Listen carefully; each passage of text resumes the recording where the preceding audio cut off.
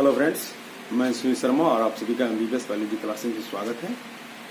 चलिए आज हम लोग कुछ और ऑब्जेक्टिव क्वेश्चन को सॉल्व करते हैं जो आपके बोर्ड एग्जाम के लिए बहुत इम्पोर्टेंट है। समय बहुत कम है हम सबके पास और तैयारी ज़्यादा है, बाकी है भी बहुत ज़्यादा, इनको हम लोग को कंप्लीट करना। तो चलिए हम लेकर करके इसमें से सवाल है जो मेरे द्वारा सजेस्ट क्वेश्चन है ये कि जो इम्पोर्टेंट आपके बोर्ड एग्जाम के लिए हो सकता है। ठीक है, यहाँ पर आप इन पर मत ध्यान दीजिएगा कि प्रथम शाब्दिक परीक्षा 2021 है, इन पर मत ध्यान दीजिए, सवाल पर ध्यान देना है। हम लोगों के सामने सवाल क्या है। ठीक है, चलिए सबसे पहला सवाल जो आपके पास है कहता है क्या कि मक्का में किसके द्वारा पर परागण की क्रिया। हम लोग हंसते खेलते क्वेश्चन को सॉल्व करते चले जाएंगे, क्या कहते हैं, समय नहीं लगाएंगे, बहुत कम समय, बस आपके जहन में एक बार क्वेश्चन आ जाना चाहिए, देखने के बाद आपको फिर दोबारा उनको रिपीट करने की जरूरत नहीं पड़ेगा। तो बोला कि मक्के में किसके द्वारा पर परागण क्रिया होता है। कहते हैं कि मक्के में जो पर परागण की क्रिया होता है वो होता है वायु के द्वारा। किसके द्वारा होता है? वायु के द्वारा। मक्के में पर परागण क्रिया किसके द्वारा होता है? वायु के द्वारा। और जब वायु के द्वारा पर परागण की क्रिया होती है तो उसे एनिमोफिली कहते हैं। क्या कहते हैं उसे? एनिमोफिली, वायु परागण जिसे हिंदी में कहते हैं। तो हमने कहा कि मक्के में किसके द्वारा पर परागण की क्रिया होती है, तो वो किसके द्वारा होता है? तो वायु के द्वारा होती है। किसके द्वारा होता है? ये वायु के द्वारा पर परागण की क्रिया होती है। ठीक है, ये बहुत इंपॉर्टेंट है, आपके जेक बोर्ड एग्जाम में ये पूछा गया ये क्वेश्चन है। ठीक है, चलिए अगला, तो इसका आंसर क्या हो जाएगा? वायु के द्वारा।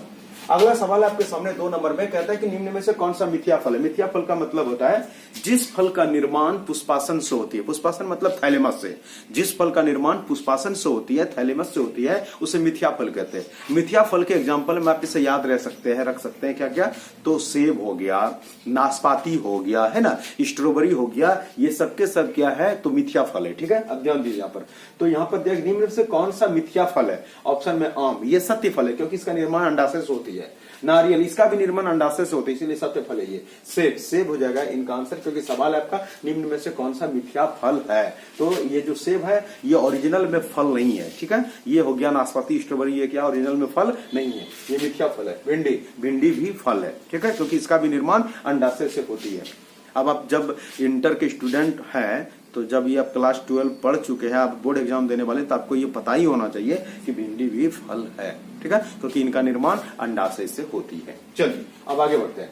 तो सवाल अगला जो आपके सामने में रखा हुआ है कहता है कि पुष्पों में दोनों, मतलब पुमंग और जयंग, पुमंग का कहा जाता है, पुमंग को कहते हैं एंड्रोसियम और जयंग को कहा जाता है गैनीसियम। मतलब ये समझे, पुमंग का मतलब पुंकेसर और जयंग का मतलब क्या बोले? स्त्री केसर। ध्यान रखिएगा, ये पुमंग जो होता है वो स्त्री केसर का ग्रुप होता है, समूह होता है। ठीक है, और जयंग जो होता है वो पुमंग जो होता है पुंकेसर का समूह होता है। पुमंग जो होता है वो पुंकेसर का ग्रुप रहता है, उसी को कहते हैं पुमंग। इसका एक भाग को क्या कहा जाता है? पुंकेसर। और ये जो जयंग होता है ये स्त्री केसर का समूह है। जब स्त्री केसर बहुत सारे एक साथ रहेगा तो उसे क्या कहा जाता है? जयंग। इसी के एक पार्ट को क्या कहा जाता है? स्त्री केसर।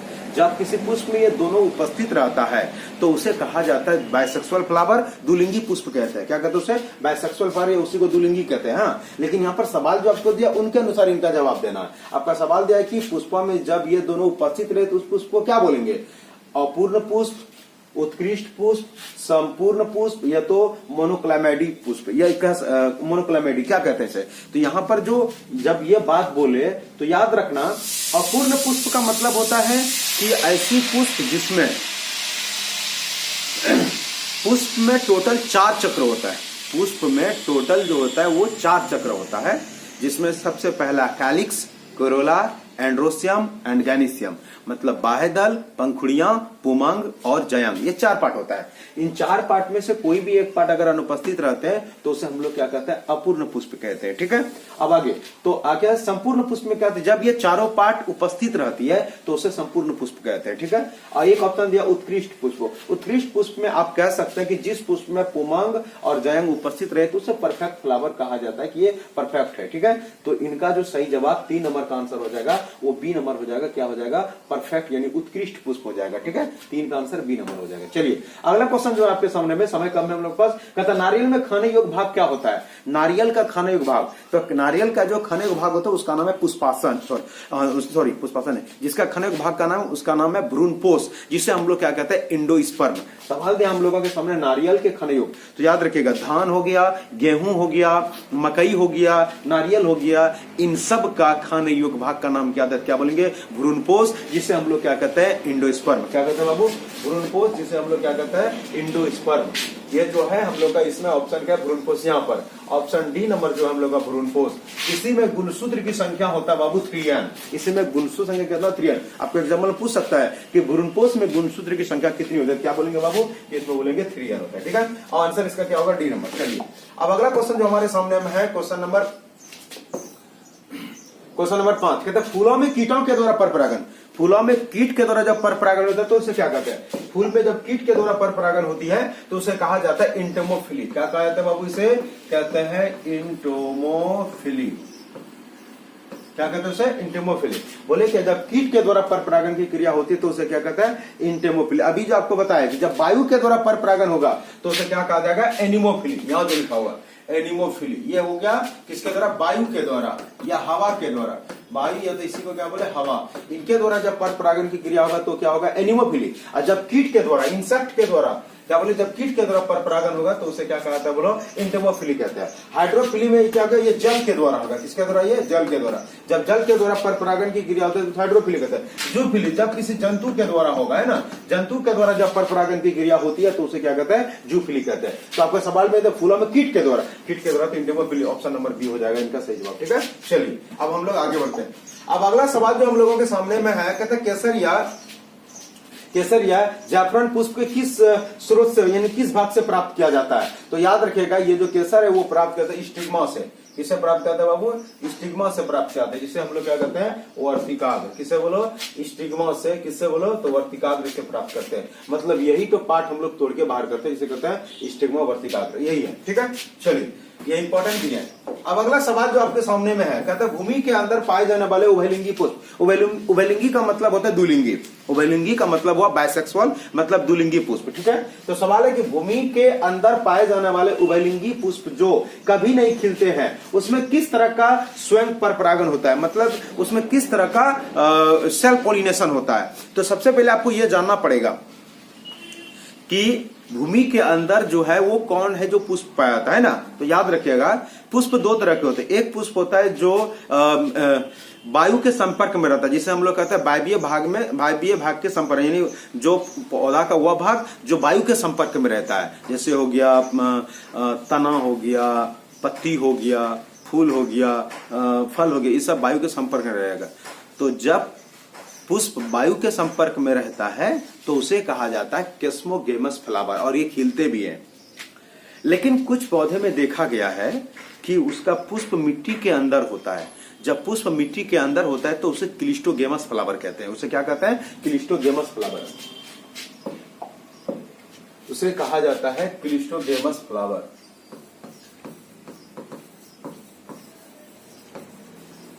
इसे क्या कहते हैं? Cleistogamous flower. हिंदी में इसे कहते हैं अनुन्मील्य पुष्प। उसे क्लिस्टोगेमस फ्लावर कहते हैं।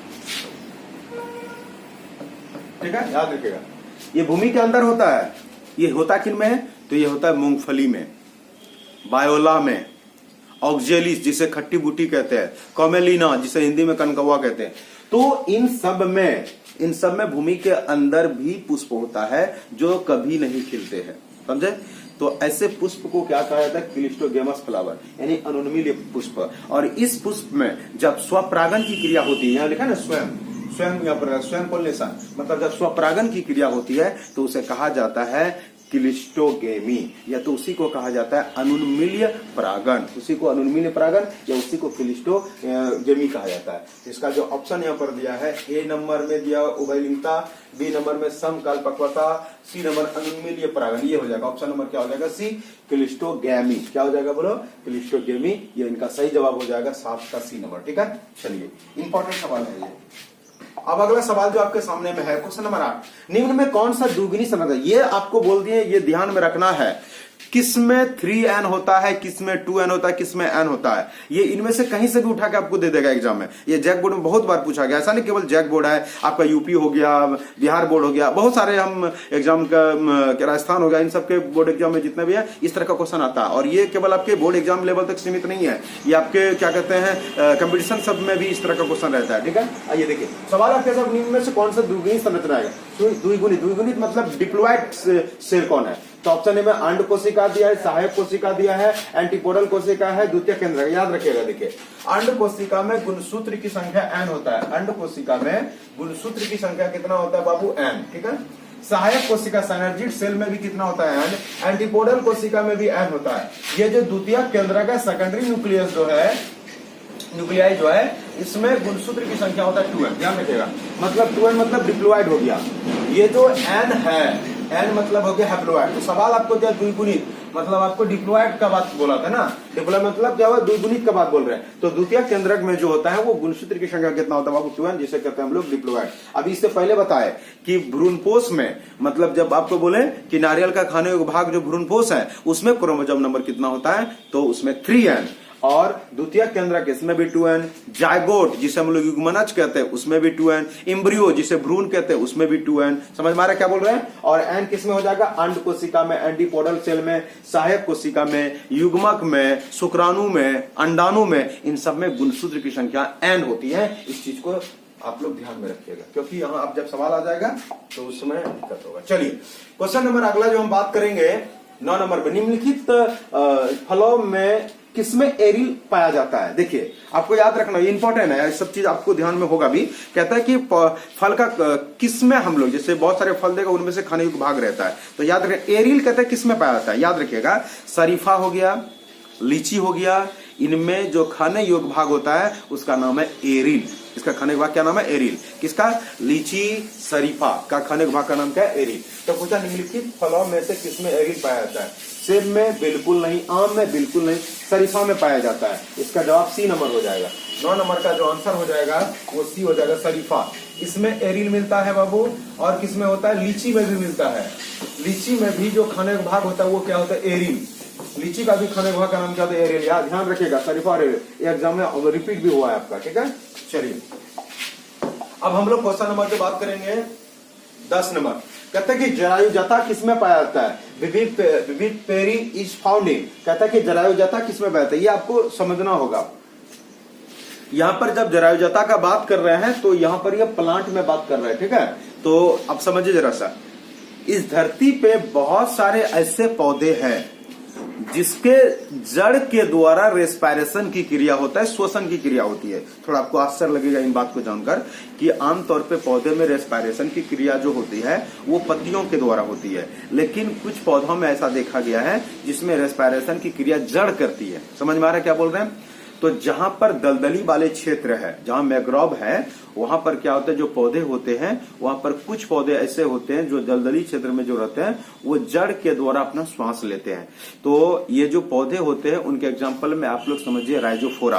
राइजोफोरा एक प्लांट है जिनमें रेस्पिरेशन की क्रिया जड़ के द्वारा होती है। ठीक है, तो ये जो जड़ के द्वारा होता है तो उसमें वो जो जड़ है उसी का नाम है न्यूमेटोफोर। उसी का जड़ का क्या नाम है? न्यूमेटोफोर। ठीक है, तो वही कहता है आपको क्या कि वो जो जरायुजता किसमें, विपेरी किसमें पाया जाता है? तो आपके ऑप्शन में दिया गया है ना, तो मदार में, क्लेटोट्रॉपिस में, राइजोफोरा में, पानी फल में और नन में। तो आपको बोले कि ये जो राइजोफोरा है, राइजोफोरा में जरायुजता पाया जाता है। ये जरायुजता जो है वो किसमें मिलता है बोलो?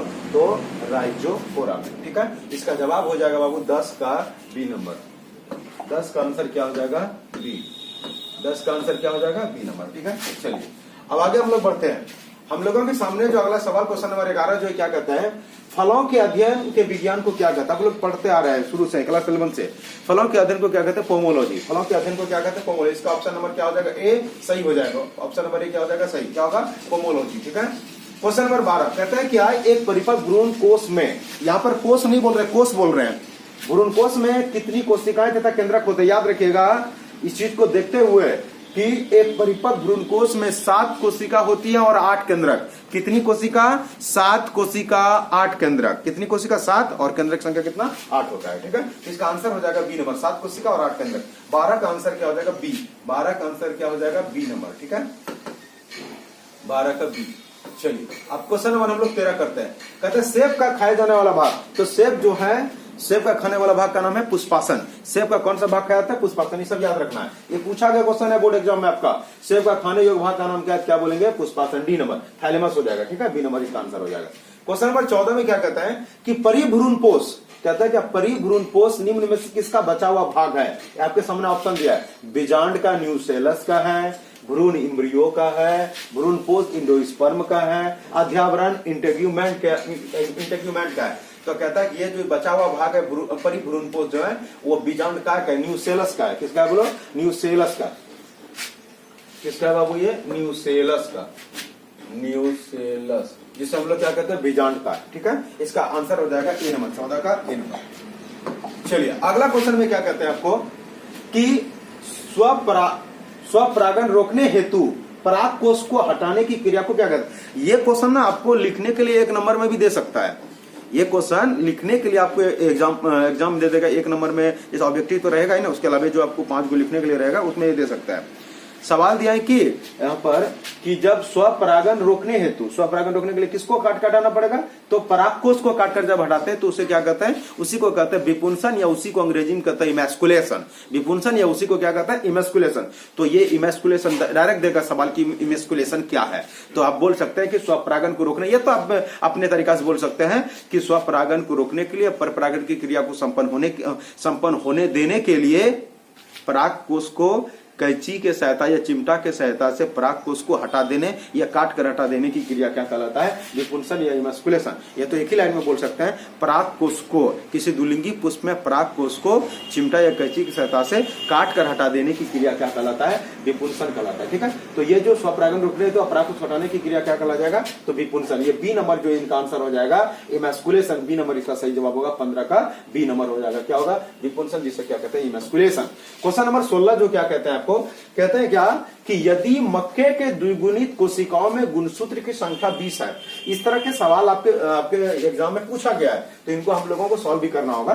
कहता है यदि मक्के के द्विगुणित कोशिकाओं में गुणसूत्र की संख्या 20 है तो मक्के के युग्मकों में गुणसूत्रों की संख्या क्या होगी? इसको सॉल्व करने के लिए देखिए, बायोलॉजी में भी न्यूमेरिकल है।